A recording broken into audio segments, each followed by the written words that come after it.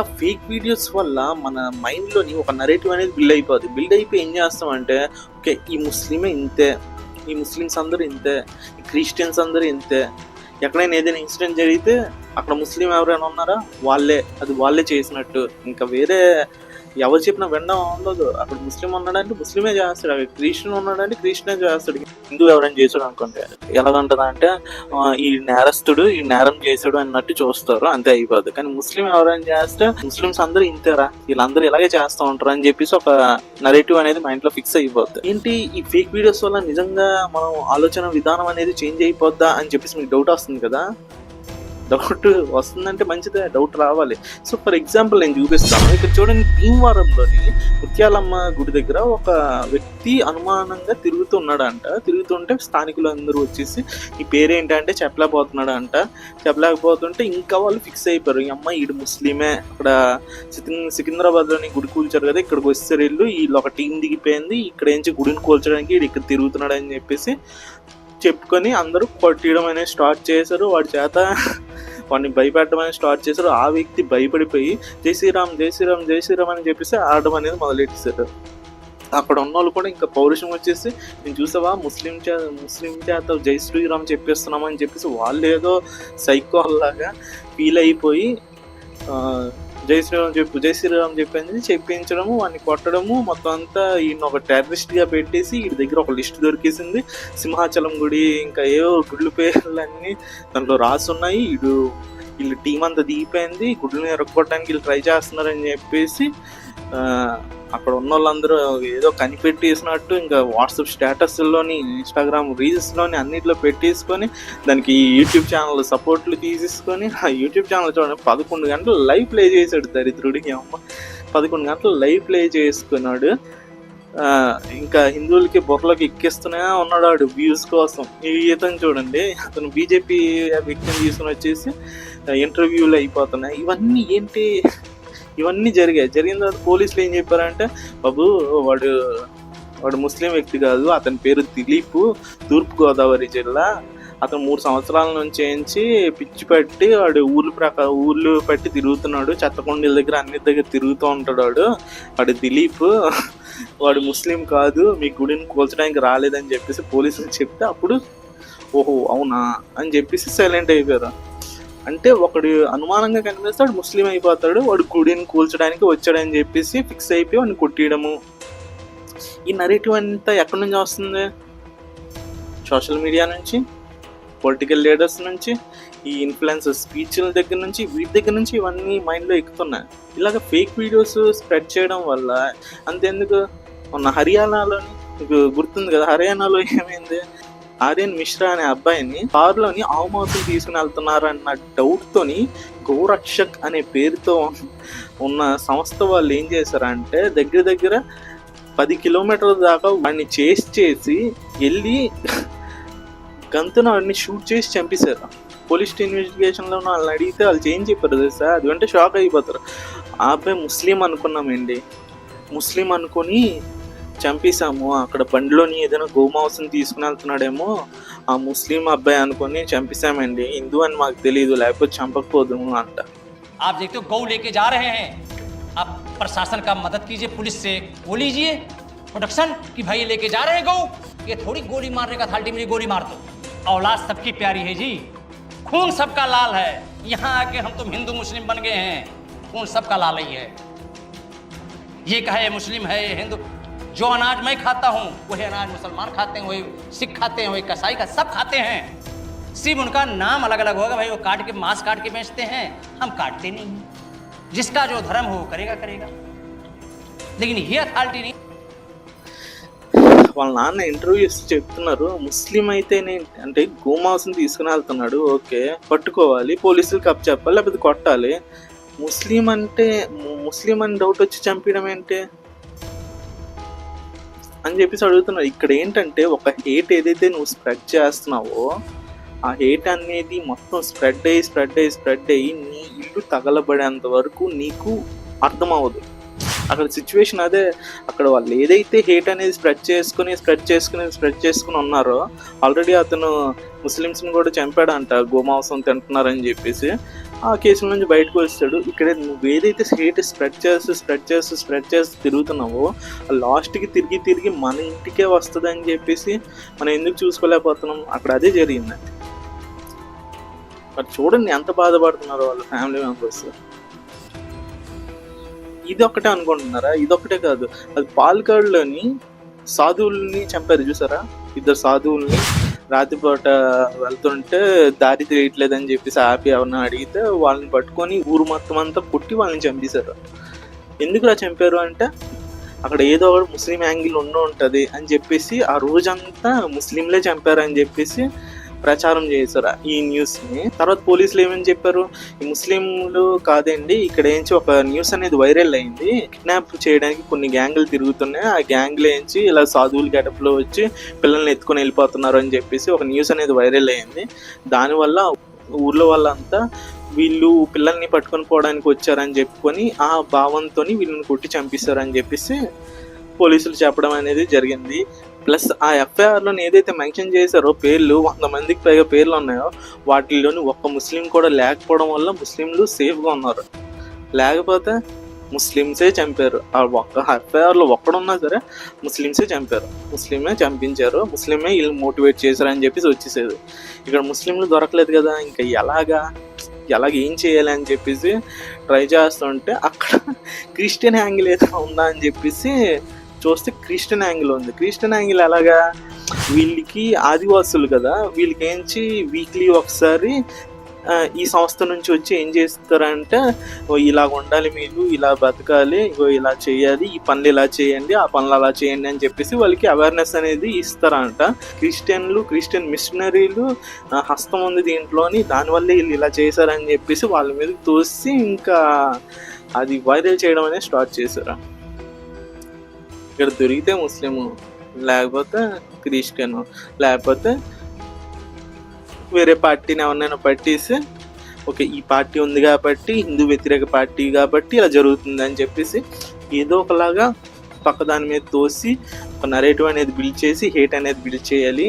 ఇదే వీళ్ళ main propaganda అనమాట. ఈ మత రాజకీయాలు అనేది దరిద్రం అని చెప్పేసి అందుకే అన్నాను.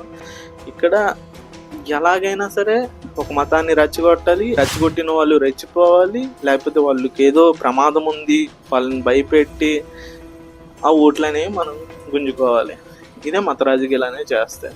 చూడండి ఇప్పుడు వక్ఫ్ బోర్డు అని చూడండి, ఈవిడ ఏమంటారా, ఈ ప్రాపర్టీని నువ్వు వదిలేసుకోవాలి, వాట్ ఇస్ జస్ట్ అండ్ ఎక్కడ పోయి కొట్లాడతావు? ఇప్పుడు ఖాళీ చేయాలి వక్ఫ్ ప్రాపర్టీ అంటారు, నువ్వు పోయి నీకేమైనా చేత సుప్రీం కోర్టులో తీర్పు ఉంది కదా, ఒక వ్యక్తి దశాబ్దాల కాలం నుంచి ఒకే స్థానం దగ్గర నివసిస్తే అది వాళ్ళకే సొంతం అన్నట్టు. కానీ వక్ఫ్ బోర్డు అనేది అసలు సుప్రీం కోర్టు కూడా వక్ఫ్ బోర్డులో మ్యాటర్స్ ఇన్వాల్వ్ అవడం లేదు కదా. నువ్వు వక్ఫ్ ప్రాపర్టీ డిసైడ్ అయ్యి అందులో పేపర్స్ ఇచ్చిన తర్వాత ఆ ఓనర్ నువ్వు సుప్రీం కోర్టులో వెళ్ళి నేను పిటిషన్ వేస్తానంటే సుప్రీం కోర్టు ఒప్పుకోదు. You have to go to the Waqf tribunal, అక్కడికి వెళ్ళి మాత్రమే కొట్లాడాలి. ఇక్కడ వక్ఫ్ ల్యాండ్ అని ఎవడైతే వేశాడో వాడు ముస్లిం, వక్ఫ్ బోర్డుకి వెళ్తే అది ముస్లిం, అందులో ఉన్న జడ్జి ముస్లిం. ఇదేంటి సంగతి, మేడం గారు చెప్పిస్తారు కదా, ఇదే నమ్మేస్తున్నారా? ఇది కాదండి మ్యాటర్. ఒకవేళ వక్ఫ్ బోర్డు వచ్చి స్థలం మాది అని చెప్పేసి క్లెయిమ్ చేసింది అనుకోండి, వక్ఫ్ బోర్డు ట్రిబ్యునల్లోని కేసు వాదిస్తారు. అక్కడ మీరు ఓడిపోయారు అనుకోండి, హైకోర్టుకి వెళ్ళొచ్చు. ఇక్కడ మేడం హైకోర్టుకి వెళ్ళలేము, సుప్రీంకోర్టుకి వెళ్ళలేము అని చెప్పేసి ఏదేదో అనేస్తున్నారు. హైకోర్టుకి వెళ్ళొచ్చు.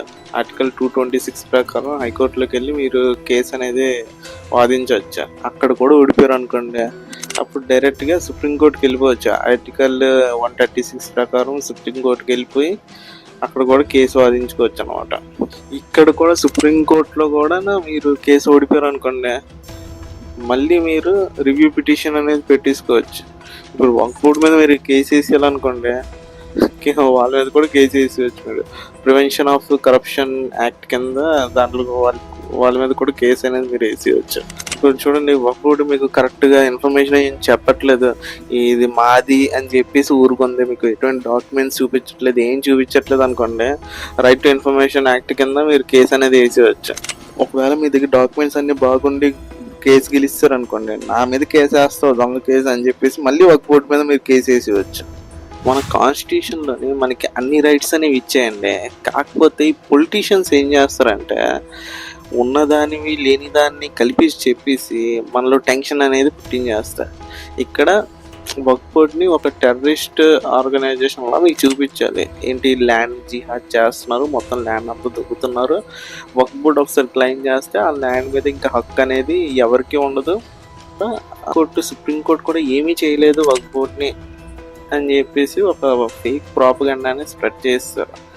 సో ఇక్కడ రియాలిటీ చూస్తే ఇది కదా.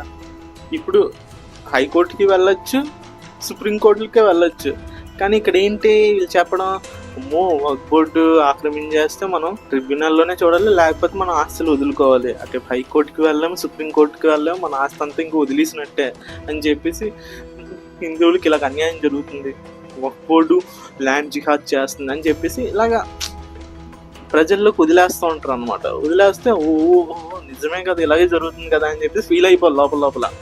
ఇది ఇలా జరుగుతుంది అనమాట. ఇక్కడ ఏంటి అంటే ఎవరు ఏం చేయలేదు, జస్ట్ ఫేక్ వీడియోలు అవే స్ప్రెడ్ అవుతున్నాయా, మరి అక్కడ వాళ్ళని చంపేశారు, ఇక్కడ వీళ్ళని చంపేశారు, అక్కడ ఆ అమ్మాయిని లవ్ జిహాద్ అవ్వలేదా, ఇక్కడ ఈ అమ్మాయిని ముస్లిం అబ్బాయి తప్పుడు పెళ్లి చెప్పి పెళ్లి చేసుకోలేదా, అక్కడ పెళ్లి చేసుకుని వాడిని మతం మార్చలేదా, ఇది ఇలాగా అక్కడ వాళ్ళని చంపలేదా, ఇక్కడ వీళ్ళని చంపలేదా అని చెప్పేసి చాలా చెప్పేస్తూ ఉంటారు. నీకు ఒకటి చెప్పాలా, నేను ఇప్పుడు ఒక రిపోర్ట్ అనేది చూపిస్తాను, అది చూసిన తర్వాత కూడా నువ్వు ఇదే మాట అనేది నీ మైండ్లో ఉందంటే నీ మైండ్ వాష్ చేస్తారని చెప్పేసి నేను కన్ఫామ్గా అనుకుంటాను. ఎందుకంటే సంవత్సరానికి ఎన్ని కేసులు రిజిస్టర్ అవుతాయి తెలుసా, ఎన్ని మర్డర్స్ అవుతాయో తెలుసా, ఎన్ని రేపులు జరుగుతాయో తెలుసా. వాటిల్లో నుంచి ఏరుకొని తీసుకుని వచ్చి లైన్గా వీడియోల మీద వీడియోలు నీకు పెట్టేసి నిన్ను మోటివేట్ చేయడం ఎంతసేపు, లక్షల్లో ఉన్నాయి కేసులు. ఆ కేసుల నుంచి ఏరుకొని కొన్ని వీడియోలు తెచ్చేసి నిన్ను మోటివేట్ చేయడము, సొసైటీలో ఇదే జరుగుతుంది, ఈ మతం వాళ్ళు ఇదే చేస్తున్నారని చెప్పేసి నేను మోటివేట్ చేయడం ఎంత ఈజీ. అర్థమవుతుంది నీకు? అర్థమవుతుందా? చాలా రిపోర్ట్ చూద్దాం. అసలు ఇండియాలోని ఎన్ని మర్డర్ కేసులు రిజిస్టర్ అవుతున్నాయి, ఎన్ని అటెంప్ట్ మర్డర్ కేసులు రిజిస్టర్ అవుతున్నాయో ముందు ఒకసారి చూద్దాము. 2014లో చూడండి ఎన్ని కేసులు రిజిస్టర్ అయ్యాయో. మర్డర్లు ఎన్ని జరిగాయంటే 33,000, అటెంప్ట్ మర్డర్ 41,000. 2015లో చూడండి, బాబు 2016 ఇది హైలైట్ అయిపోయాను. 2017 28,000 మర్డర్ల. 2018, 2019, 2020లో చూడండి ఎన్ని ఉన్నాయి, 29,000 మర్డర్లు, అటెంప్ట్ 57,000. 2021, 2022 28,000 మర్డర్లు, అటెంప్ట్ మర్డర్లు 57,000. ఇవి ఓన్లీ మర్డర్స్ గురించి నేను చూపించాను. ఇంకా టోటల్ కేసులు చూసేద్దామండి. టోటల్ కేసులు చూస్తేనే మీకు ఒక ఐడియా వస్తుంది, ఇదేందుకు మర్డర్స్ని సపరేట్గా వాటిని సపరేట్గా చూపించడం. కానీ నేను ఎప్పుడైనా మీరు టోటల్ కేసెస్ ఎన్ని ఉన్నాయి ఇండియాలోనే చూడాలంటే ఎన్సిబిఆర్ రిపోర్ట్ చూడండి. ఎందుకంటే మినిస్ట్రీ ఆఫ్ అఫైర్స్ రిలీజ్ చేసిన రిపోర్టే అథెంటికేట్గా ఉంటుంది. మిగతావి యూట్యూబ్ వాళ్ళు సొల్లు కబుర్లు చెప్పడానికి ఏది పడితే అది చూపించేస్తూ ఉంటారు మీకు. సో ఎన్సిబిఆర్ రిపోర్ట్ చూద్దాము, అది చూస్తే మీకు ఒక ఐడియా అన్నది వస్తుంది. ఇదేనండి ఎన్సిబిఆర్ రిపోర్ట్ అంటే. చూడండి 2022 రిపోర్ట్ అనమాట. National crime record bureau, ministry of home affairs, Ajay Bhalla IAS, okay, Vivek Goyal IPS. Summary చూద్దామండి ఒక నిమిషం. ఇక్కడ చూడండి సమ్మరీ. మనం డైరెక్ట్గా ఆల్ ఇండియా కేసెస్ కంప్లైంట్స్ ఎన్ని రిజిస్టర్ అయ్యాయి అవన్నీ చూద్దాము. డైరెక్ట్గా చాప్టర్ 1కి వెళ్ళిపోదాం మనం. ఇదే చాప్టర్ 1 ఏది, page number 1, chapter 1, okay, page number 1, okay, chapter 1 all India summary అండి. ఆల్ ఇండియా సమ్మరీ చూద్దాం ఒక్క నిమిషం. చూడండి ఎన్ని ఉన్నాయో. ఓరల్ కంప్లైంట్స్ వచ్చేసి ఇన్ని 70 లక్షల కంప్లైంట్లు అనేవి వచ్చాయంటండి. దాంట్లోని 6,65,000 కంప్లైంట్స్ ఎఫ్ఐఆర్ రిజిస్టర్ అయ్యాయంట. మరి చూడండి రిటర్న్ కంప్లైంట్స్ చూడండి ఎన్ని వచ్చాయో, 96,34,098 రిటర్న్ కంప్లైంట్స్ వచ్చాయంట. దాంట్లోని 49,58,349 కేసులు ఎఫ్ఐఆర్ రిజిస్టర్ అయ్యాయంట. మనం డైరెక్ట్గా టోటల్ కంప్లైంట్స్ అనేవి చూసేద్దాము. 1,66,38,680 కేసులు కంప్లైంట్స్ అనేవి వచ్చాయి. వస్తే ఎఫ్ఐఆర్ రిజిస్టర్ అయినవి ఎన్ని అంటే 56,24,065 కేసులు ఎఫ్ఐఆర్ రిజిస్టర్ అయ్యాయి. ఎంత సమయంలోని, ఓన్లీ ఒక్క సంవత్సరంలోనే 56 లక్షల ఎఫ్ఐఆర్లు అనేవి రిజిస్టర్ అయ్యాయి. 2 లక్షల ఈ ఎఫ్ఐఆర్లు రిజిస్టర్ అయ్యాయి. మొత్తం అంతా కలిపి ఎఫ్ఐఆర్ రిజిస్టర్ అయినవి 58,24,000 ఎఫ్ఐఆర్లు అనేవి ఒక్క సంవత్సరంలో రిజిస్టర్ అయ్యాయి. చూస్తున్నారు కదా, చూడండి ఇక్కడ under Indian penal code plus special local law 2020 నుంచి 2022 వరకు ఎన్ని కేసులు రిజిస్టర్ అయ్యాయి చూడండి. 2020లోని టోటల్ వచ్చేసి ఐపీసీ, ఎస్ఎల్ఎల్ మొత్తం అన్ని కలిపి టోటల్ 66 లక్షల కేసులు అనేవి 2020లో రిజిస్టర్ అయ్యాయి. 2021లో కొంచెం తగ్గి 60 లక్షల కేసులు రిజిస్టర్ అయ్యాయి. 2022 వచ్చేసి 58 లక్షల కేసులు అనేవి రిజిస్టర్ అయ్యాయి. బాబోయ్ ఎన్ని కేసులు అండి, చూస్తున్నారు కదా. ఇప్పుడు స్టేట్ వైజ్ చూద్దాం, స్టేట్ వైజ్ ఎలా ఉన్నది క్రైమ్ రిపోర్ట్ అనేది ఒకసారి చూద్దాము. చూడండి, మర్డర్ కేసులు ఇందాకలే మనం చూస్తాం కదా, 29,000 మర్డర్ కేసులు, 28,000 మర్డర్ కేసులు, capability hit and run 41,000, death due to negligence వచ్చేసి 1,20,000. బాబాయ్ మెడికల్ నెగ్లిజెన్స్ 133, పర్లేదు తక్కువ. Attempt to commit murder 57,000. చూద్దాం డైరెక్ట్గా స్టేట్ వైజ్కి వెళ్ళిపోదాం. ఇవన్నీ మనకి చూసుకుంటూ వెళ్తే ఏంటి ఇన్ని రకాల కేసులు ఉన్నాయి ఏంటి అని వేస్తుంది. కిడ్నాపింగ్ అంట, అదంట, ఇదంట, ఏంటిది అట్ట అంట. చూడండి స్టేట్ వైజ్ రిపోర్ట్ ఇది. ఆంధ్రప్రదేశ్లో చూడండి 1,88,000 కేసులు 2020లోని. 2022కి వచ్చేటప్పటికి 1,58,000 కేసులు. అరుణాచల్ ప్రదేశ్ తక్కువ, అస్సాంలోని 1,11,000, బీహార్లో 1,94,000, ఛత్తీస్గఢ్ తక్కువ ఉంది, గోవా తక్కువ, గుజరాత్లో 3,81,000 కేసులు అంటే 2022 ప్రకారం వచ్చేసి తగ్గింది, 1,34,000 కేసులు. హర్యానా 1,00,000 కేసులు, హిమాచల్ ప్రదేశ్ 14,000 కేసులు, జార్ఖండ్ 5,000 కేసులు, 51,000 కేసులు. కర్ణాటక వచ్చేసి 1,63,000 కేసులు అండి. 2022కి వచ్చేసేటప్పటికి 1,29,000 కేసులు. కేరళ 1,49,000 కేసులు. 22లో పెరిగిపోయిందండి కేరళ, 2,35,000 కేసులు అండి. మధ్యప్రదేశ్ 2,83,000 కేసులు. 22లో వచ్చేసి 2,35,000 కేసులు.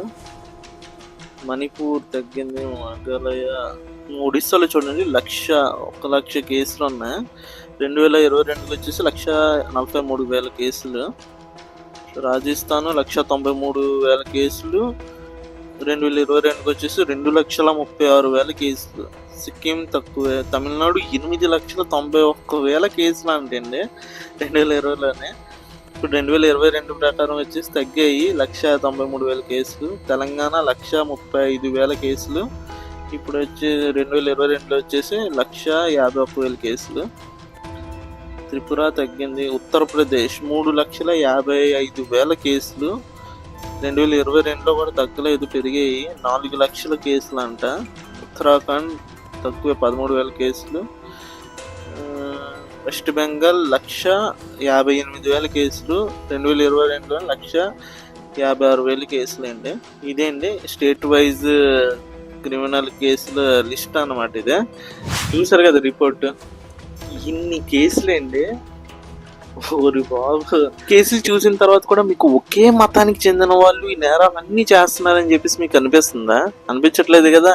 మీకు అర్థమైతే చాలు, నేరస్తులు ప్రతి మతంలో ఉంటారండి, కానీ ఆ నేరానికి మతానికి సంబంధం ఉండదు. ఆ నేరం అనేది వాళ్ళ పర్సనల్ సిచ్యువేషన్స్ ని బేస్ చేసుకుని ఉంటాయి. దానికి ఆ మతంలో ఉన్న వాళ్ళందరికీ ఆపాదించడం అనేది కరెక్ట్ కాదు. ఇన్ని లక్షల కేసుల నుంచి ఒక 1000 కేసులు, 500 కేసులు సైడ్కి తీయలేమా ముస్లింలు చేసినవి?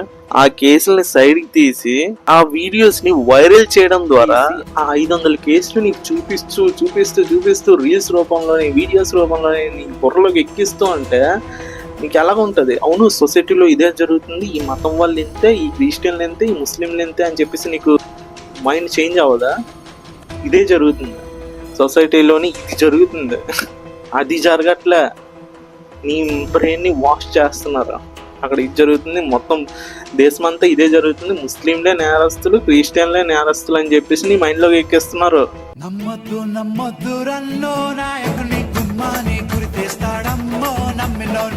సో ఇప్పటికైనా కళ్ళు తెరవండి, హిందువులు కళ్ళు తెరవండి కాదు, జరిగే విషయాలను ఆలోచించి నిర్ణయాలు తీసుకుంటుండండి, ఆలోచించి రియాక్ట్ అవుతుండండి.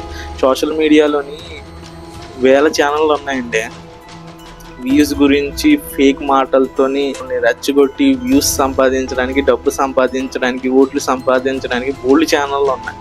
కానీ నిజం చెప్పే ఛానళ్ళు చాలా తక్కువ. ఈ వేల ఛానల్స్ నుంచి తట్టుకొని నిజం చెప్పే ఛానల్స్ ముందుకు రాలేదు. ఎందుకంటే నిజంలోని మసాలా ఉండదు, చప్పగా ఉంటాయి వీడియోలు, మసాలా ఏమి ఉండదు. అది ఫేక్ వీడియోలు అనుకోండి, మసాలా ఉంటుంది, ఎమోషన్ ఉంటుంది, కసి ఉంటుంది, అవన్నీ ఉంటాయి. కాబట్టి ఆ వీడియోలు మీకు నచ్చితే ఆ వీడియోలు చూస్తారు, నిజం చెప్తే ఆ వీడియోలు చూడరు. అందుకే చాలామంది నిజమే ఆవిడ చెప్తాడు, మనకి వ్యూస్ రావట్లేదు, ఏం రావట్లేదు, ఒక ఎమోషనల్ స్పీచ్ పెట్టేద్దాం, ఏదో పెట్టేద్దాం, మనకి వ్యూస్ వస్తే చాలు మనకి అని చెప్పేసి చూసి చాలామంది మారిపోతూ ఉంటారు. సో ఇది ఆలోచించుకోండి, ఈసారి ఏదైనా వీడియో చూసేటప్పుడు జాగ్రత్త. ఇలాగా గవర్నమెంట్ ఏదైతే రిపోర్ట్స్, అఫీషియల్ రిపోర్ట్స్ ఉంటాయో ఆ రిపోర్ట్స్ అనేవి చూస్తుండండి. ఓకేనండి, మరిన్ని మంచి వీడియోస్తోనే మళ్ళీ కలుద్దాం. అప్పటి వరకు బాయ్. నమ్మద్దు రన్నో నాయకుని గుమ్మాని గురితేస్తాడమ్మో నమ్మినోని